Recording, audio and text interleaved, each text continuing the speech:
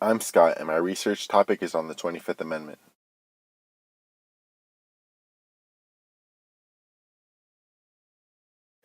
Section 1. The 25th Amendment established presidential succession due to death, disability, or resignation. If the President of the United States dies in office, the Vice President will assume the position of presidency. Although this is the law today, this was not always the case prior to the 25th Amendment.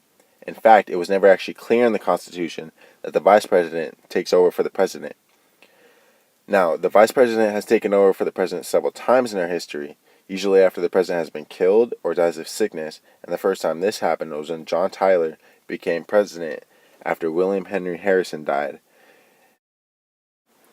Section 2. The President has the right to nominate the Vice President if there is a vacancy in that office. If the President dies or resigns or is removed from office, the Vice President takes over. But if the Vice President dies or is resigned, the President can choose a new Vice President, subject to confirmation by Congress. If the President submits written notice that he is no longer able to carry out the duties of his office for whatever reason, the Vice President takes over. Section 3 and 4. If the Vice President and Congress feel the President is unable to perform his duties, the Vice President can assume power as the acting President. If the Vice President and a majority of the Cabinet all agree that the President is no longer capable of carrying out the duties of his office, the Vice President can temporarily take over as acting President.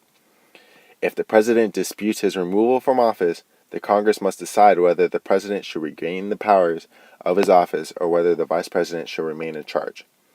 Needless to say, this last circumstance has never happened in American history, and it would be pretty crazy if it ever did. JFK.